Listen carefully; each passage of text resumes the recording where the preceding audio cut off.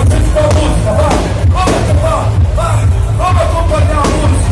Vamos, Fejupi! Vamos, gente! De cada cor, seja uma cor de alegria na sua vida. O azul, o amarelo, o vermelho. A cor do prata. De tudo isso, seja luz na sua vida, seja luz no seu coração, seja luz para sempre. Que você volte para casa hoje, iluminado, muita luz na tua vida. Mas não esqueça, você pode ser luz na vida do outro.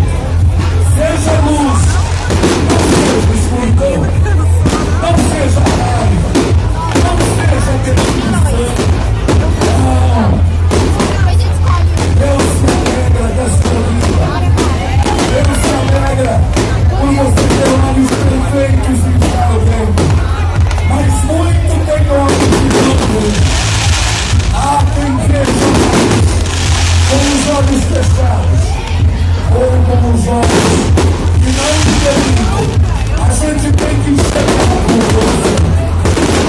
E essa luz que você leva para casa, seja numa foto no celular, seja iluminando a sua cabeça erguida, o queixo no alto, o olhar no céu. A pressa da vida é tão grande, a correria da vida é tão grande, que a gente já não olha mais para o céu. A gente já não presta mais atenção nas estrelas.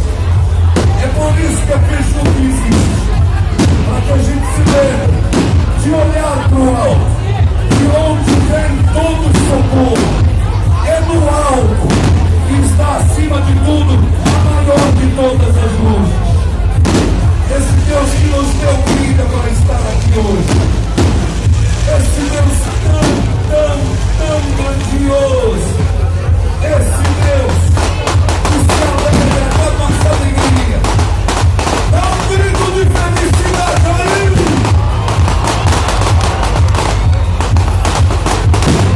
Senhoras e senhores da Fejupi, acontecendo de novo, 32ª. Com 28 anos eu estive aqui. Desde a primeira, desde o início, começou com uma simples festa de São João, uma simples fogueira, que se tornou referência no país.